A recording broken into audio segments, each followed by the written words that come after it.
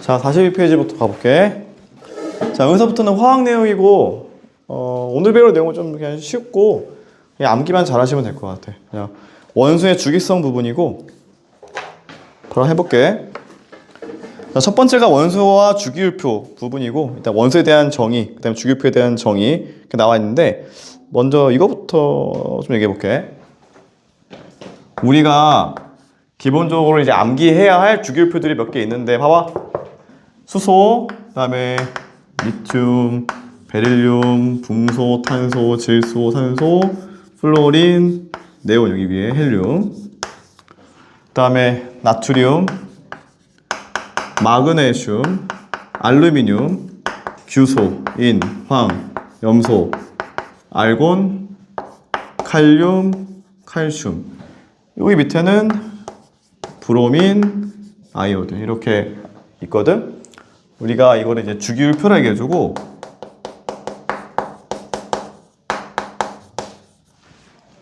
이거 이전에는 이제 원소겠지.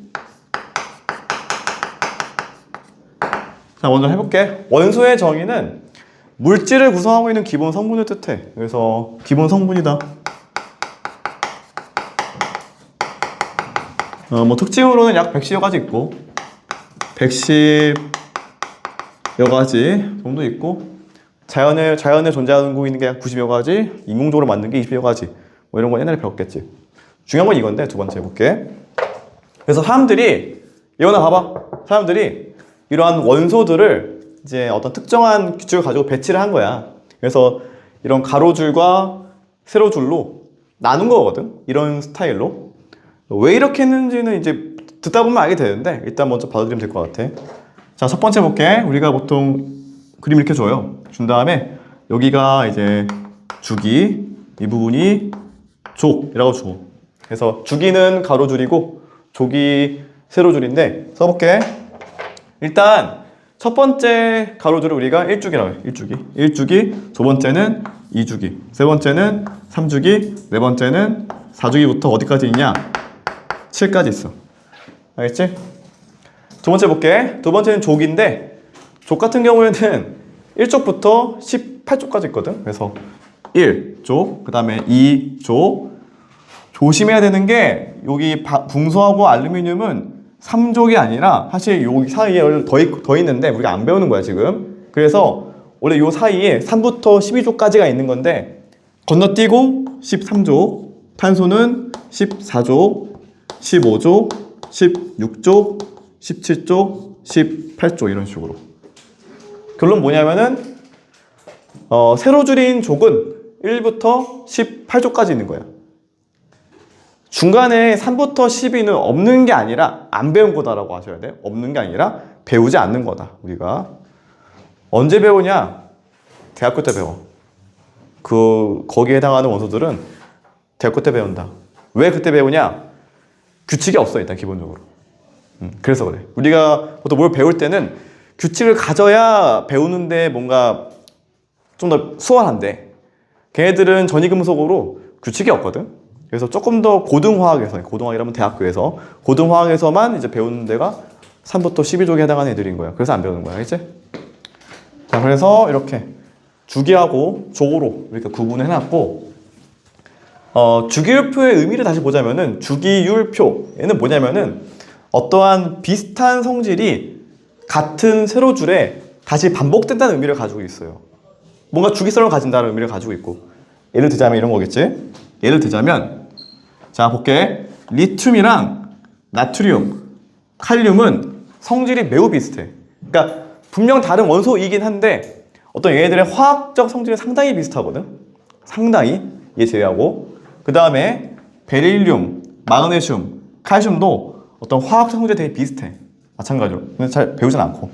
그 다음에 여기 산소, 황 비슷하고, 플로린, 그 다음에 클로라이드, 그러니까 염소, 브로민, 아이오딘도 상당히 비슷하다고 보면 될 것 같아요. 그래서 우리 고등학교 고1에서는 주로 어딜 배우냐면은 화학적 성질이 상당히 비슷한 1쪽에서 수소를 제외한 리튬, 나트륨, 칼륨 배우고, 그 다음에 17쪽에 해당하는 플로린, 그 다음에 염소, 브로민, 아이오딘에 대해서 배워. 알겠지? 메인은 그거고. 다시 볼게. 그래서 일부러 화학자들이 성질이 비슷한 원소들이 같은 세로줄에 올 수 있게 배치를 한 거야, 이렇게 일부러. 그러니까 나름대로의 110여 가지의 원소들을 쭉 나눌 수 없잖아, 일자로 그냥. 그렇지? 너가 뭔가 필기를 하거나 뭘 하는데 일자로 나누면 어떻게 얘를 제대로 받아들일 수 있겠냐. 그래서 얘를 뭔가 특정한 규칙을 가지고 배치를 한 건데, 그러한 배치, 그러한 어떤 표를 우리가 주기율표라 얘기해주고, 이러한 주기율표 같은 경우에는 같은 세로줄에 같은 비슷한 화학적 성질이 올 수 있게 일부러 배치했다라고 보면 될 것 같아. 알겠지? 그래서 비슷하다, 비슷하다. 얘도 마찬가지야, 다. 대부분 그렇다. 근데 항상 그런 건 아니다라는 거. 그래서 교재 보면은 내가 이제 소개하지 않았던 3부터 12조까지의 원소들도 포함되어 있어요. 지금 보면은 보이지? 그래서 이런 애들, 이게 실제 주기율표라고 보면 되고, 다만 이제 고등학교 안에서는 얘만 하시면 돼. 얘만. 자, 그러면 다시 한번 주기율표에 포함되어 있는 주기하고 조에 대해서 얘기해 볼게. 자, 1번 주기네. 주기. 자, 주기의 정의는 뭐냐면은 주기율표에서의 가로줄인 거야. 가로줄이 주기고, 몇 주까지 있냐? 1부터 7주기까지 있어. 암기 대상이야, 이거. 그 다음에 2번은 족. 이건데, 얘는 세로줄이고, 얘는 1부터 18쪽까지 있다.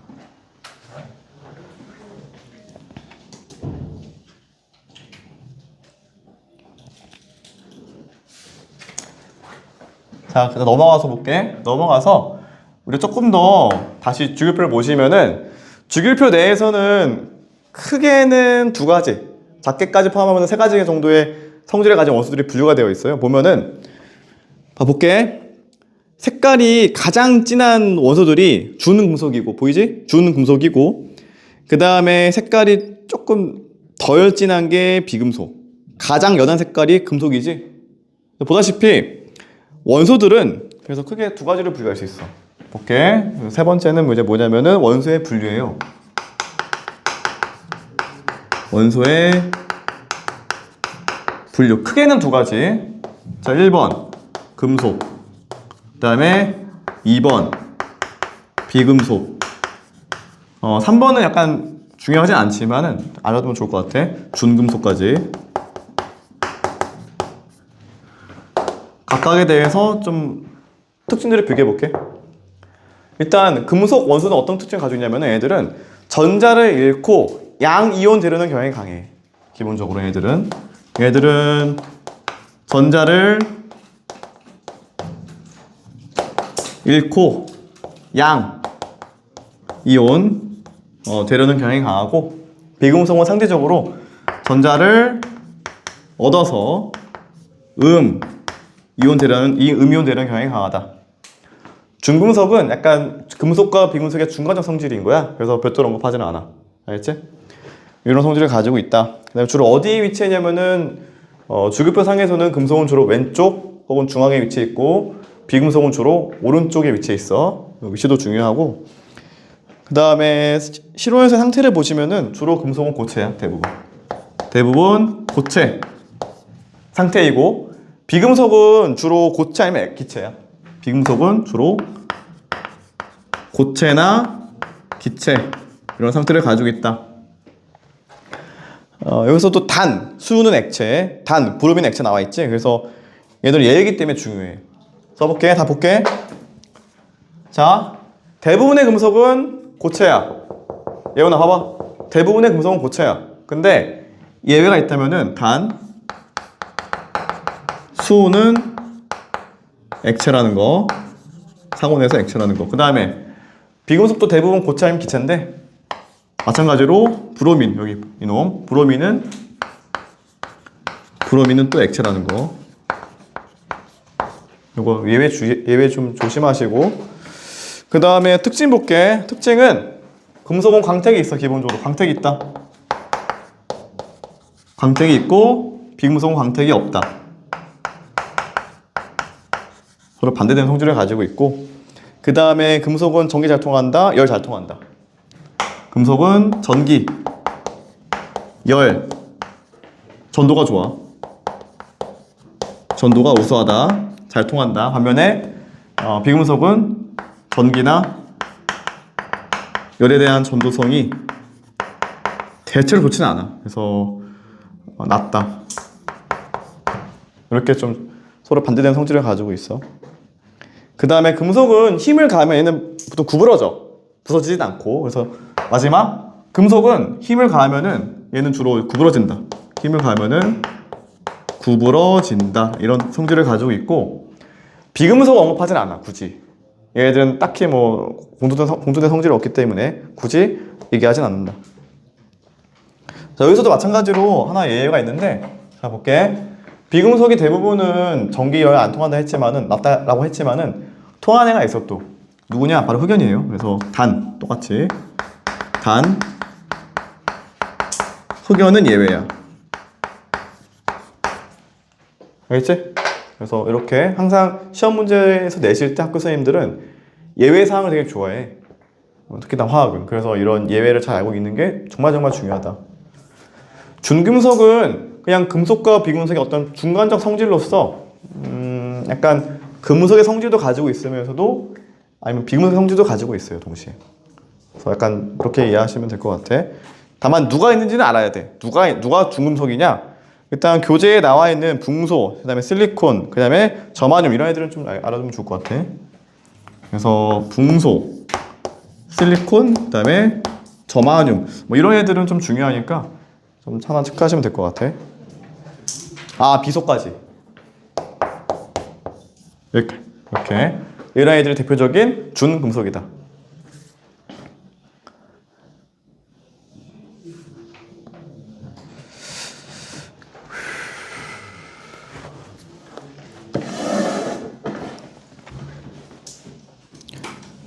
자, 그 다음에 넘어가서 이제 교재 42페이지 맨 밑에 알칼리 금속과 할로젠부터 얘기해볼게.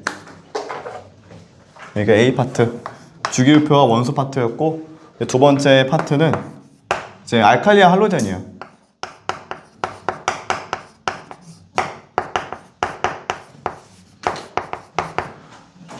첫 번째, 일단 알칼리부터 볼게.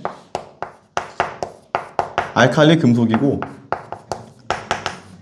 얘는 누구니? 라고 물어본다면은 우리가 이런 원소들을 배울 때 사실 뭘 배우는 거냐면은 금속을 가장 대표할 수 있는 애들이 누구인가요? 라고 물어본다면 바로 알칼리야. 알칼리. 그러니까 가장 금속다운 성질을 가지고 있는 친구들이 누구냐? 이놈들. 알칼리 금속들인 거야. 얘가 바로 누구냐? 알칼리 금속.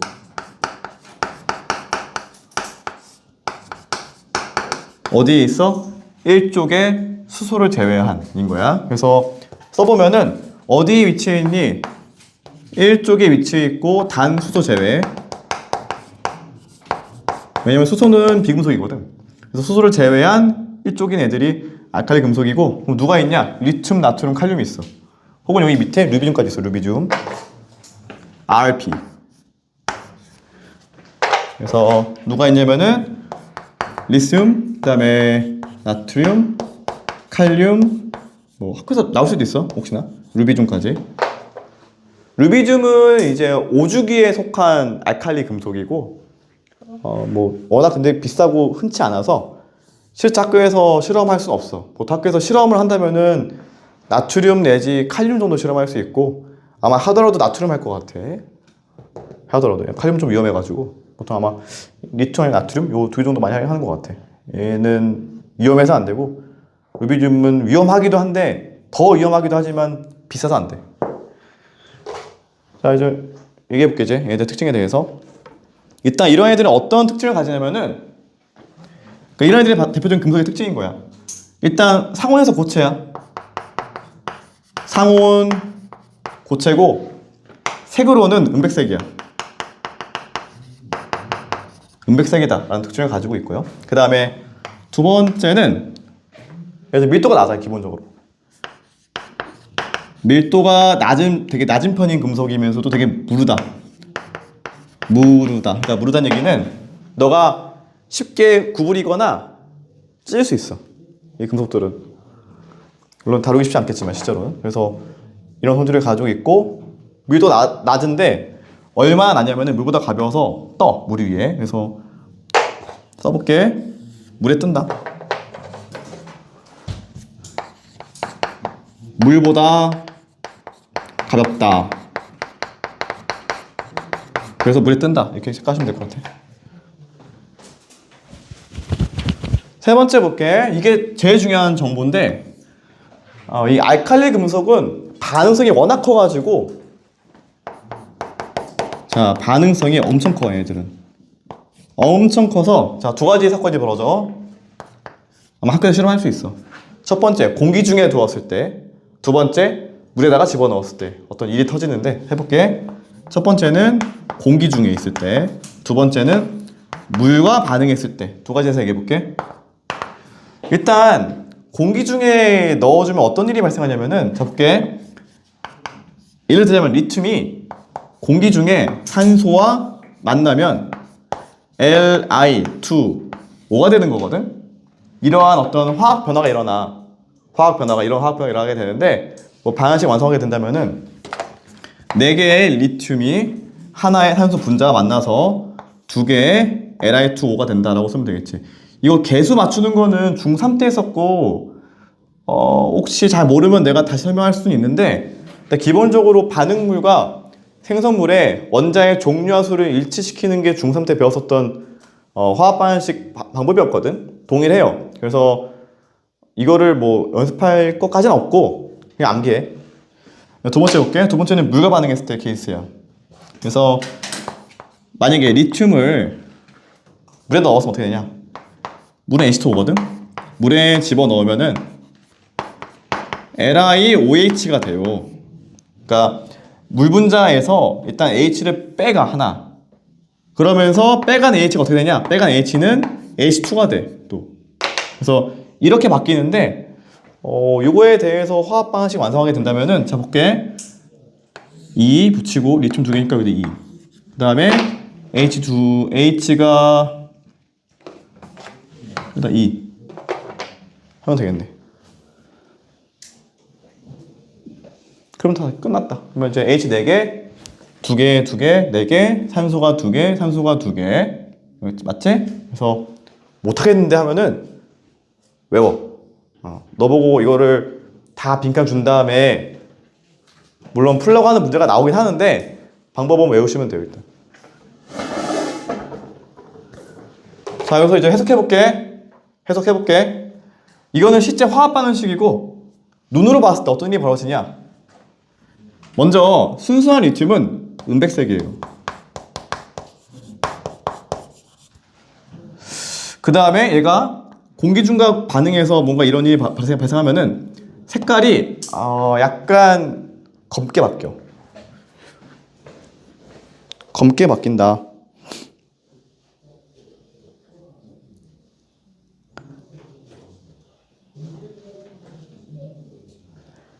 근데 사실은 이게 검은색이 아니긴 해서 원래는 내가 얘기 좀 그렇고 그냥 광택이 사라진다 쓸게. 광택이 사라진다. 광택이 없다라고 설명해 좋을 것 같아. 그냥 정확히는 검은색은 원래 리튬 Li3N이라는 물질이기 때문에 그런 건데 얘는 원래 흰색이야 사실은. 그래서 정확히는 리튬이 은백색이고 얘는 그냥 광택이 없다라고 쓰시면 돼요. 알겠지? 자, 두 번째 볼게.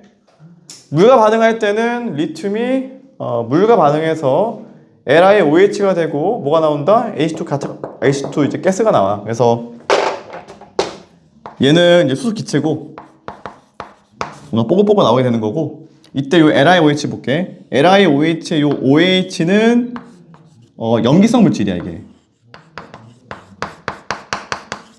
그래서 얘를 검출하기 위해서는 페놀프탈레인을 딱 뿌려주면 색깔이 붉게 바뀌어. 일단 받아들이셔야 돼 이거는. 그래서 얘를 이제 보기 위해서는 페놀프탈레인과 반응해서 이거와 반응하면서 색깔이 붉게 변한다.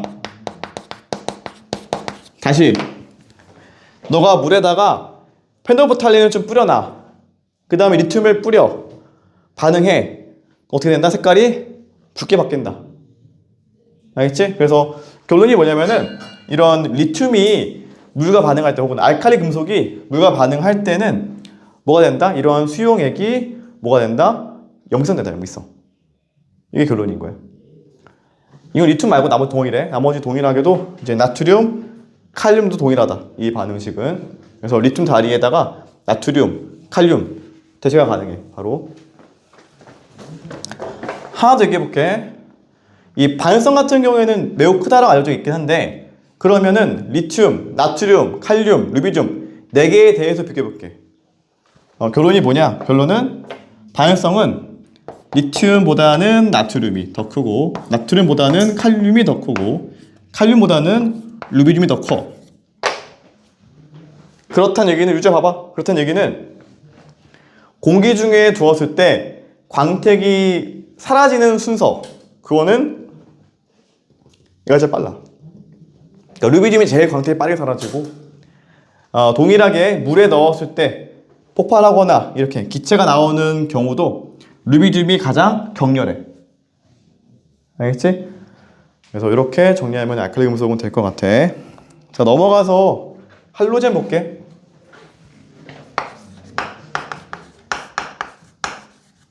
할로젠은 누구니? 라고 한다면은 할로젠은 봐봐. 주기율표상에서 예원아 봐봐. 주기율표상에서 17쪽에 해당하는 얘들이야.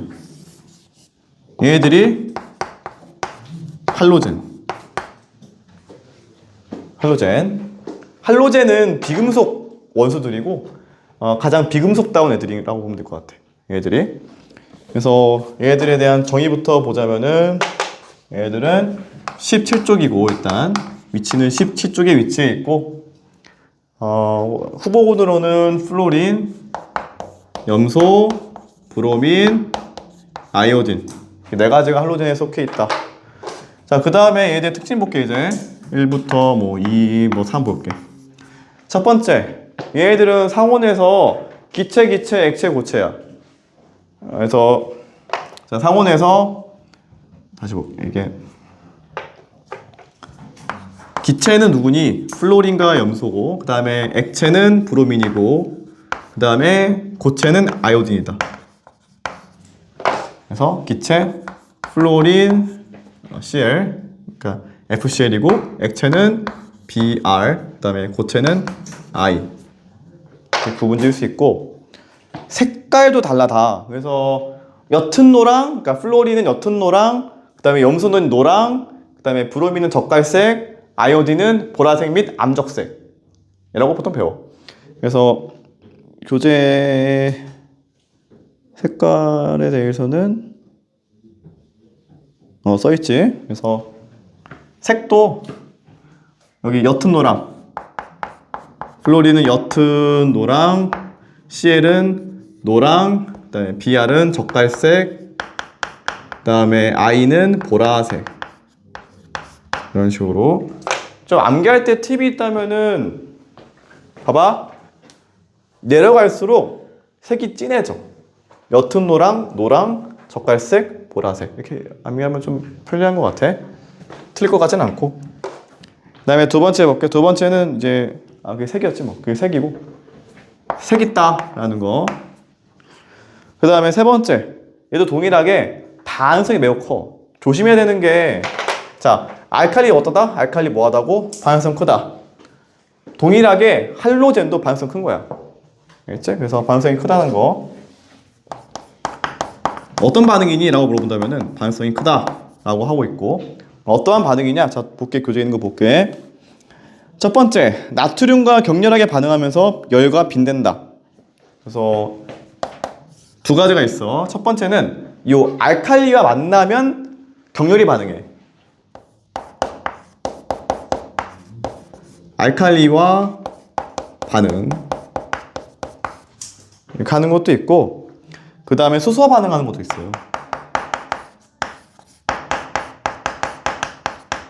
그래서 하나하나 써볼게. 일단 알칼리는 NA 볼게. NA. 그래서 알칼리에 포함되어 있는 NA가 만약에 할로젠에 포함되어 있는 Cl가 만나면 주의할 거 Cl2가 만나면은 NaCl 된다.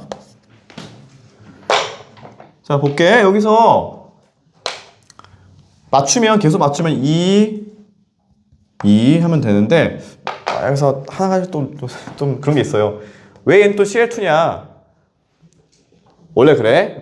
이거는 나중에 배우게 돼. 일단은 원래 화학 반응 시계에서 저 FCl, BrI 같은 애들은 H 마찬가지. HNOFCl, BrI 얘들은 항상 기본 단위가 2개 묶음 단위야. 그래서 반드시 Cl 쓰면 안 되고 Cl2라 쓰셔야 돼. 요거는 중3 때 배웠던 내용이라서 내가 더 자세하게 하진 않을게. 그냥 암기해라 이렇게 쓰시면 되고, 그 다음에 두 번째 볼게. 수소화 반응 같은 경우에는 H2와 반응해서 Cl2끼리 만나면 뭐가 될까? HCl 되겠다는 거겠지? 얘도 계속 맞추면은 이렇게 쓰시면 돼요. 알겠지? 이때 얘 좀 볼게. 자, 수소와 반응할 때 뭐가 나온다고? HCl 나온다고. 다시 좀 찾아볼게. 이거 보니까 이거는 물에 녹았을 때, 즉 얘가 물에 녹으면 뭐가 되냐면 얘네들이 H 플러스와 Cl 마이너스로 이온화가 되거든. 이렇게 H 플러스와 Cl 마이너스로 이렇게. 근데 여기서 H 플러스는 산성이야. 산성. 얘가 또 산성이에요. 그래서 여기서 H 플러스가 산성이다라는 거. 다시 볼게. 알칼리 금속은 물과 반응해서 뭐가 된다? 남아있는 수용액이 뭐가 된다? 역미성이다. 반면 할로젠은 수소와 반응했을 때 나온 요 가스 혹은 요 기체가 물에 녹으면은 뭐가 된다? 이 물은 산성이 된다. 서로 좀 반대야. 그래서 약간 좀 대비해서 암기하시면 될 것 같아. 그래서 여기까지가 그 주기율표 원소하고 그 다음에 분류, 알칼리와 할로젠이고, 일단은 잠깐만 기다려봐. 그 교재에 문제 하나 풀어볼게. 150번 문제, 150번 한번 풀어보시고, 그 다음에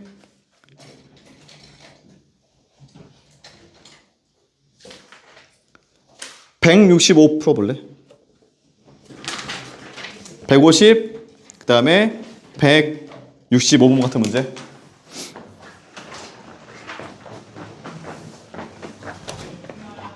안녕. 영상 봤어?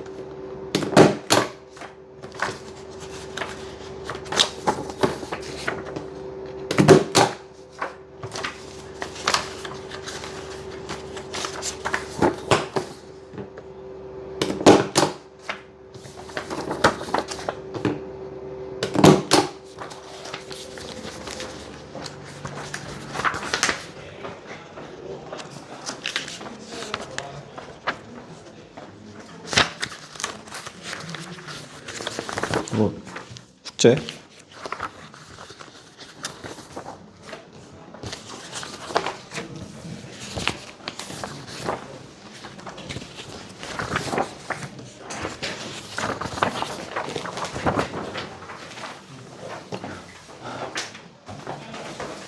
맞춰볼게. 150페이지의 답은 3번이고, 뭐 어렵지 않은 것 같아. 그 다음에 65페이지의 답은 4번과 5번이거든? 4번과 5번. 그래서 이런 알칼리 금속들은 공기 중에 놔두면은 이렇게 광택을 잃고 이렇게 되기 때문에, 그래서 항상 그 기름에 보관해야 돼. 기름이라면은 이제 산소나 수분이 없는 공간인 것이고, 거기에 담가놔야 반응을 하지 않는다. 되게 다루기 어려워 얘들은. 그 다음에 내가 좀 프린트 볼게. 프린트 잠깐 보면은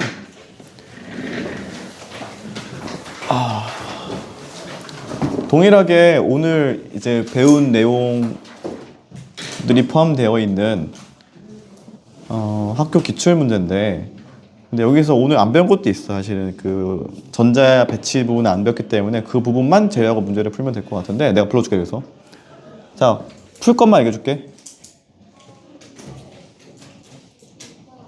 1번, 5번, 그 다음에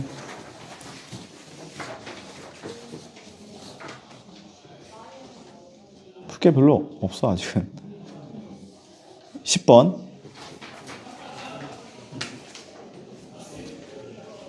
그 다음에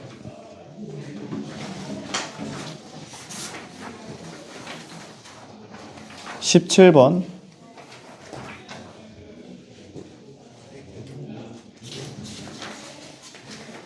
23번, 25번,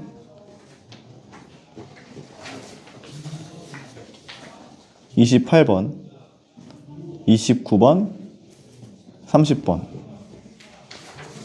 31번, 32, 33, 34, 35까지 이렇게만 풀 수 있고, 다른 부분은 아마 다음 주까지는 배워야 조금 풀 수 있을 것 같아. 일단 오늘 여기까지 할게. 그리고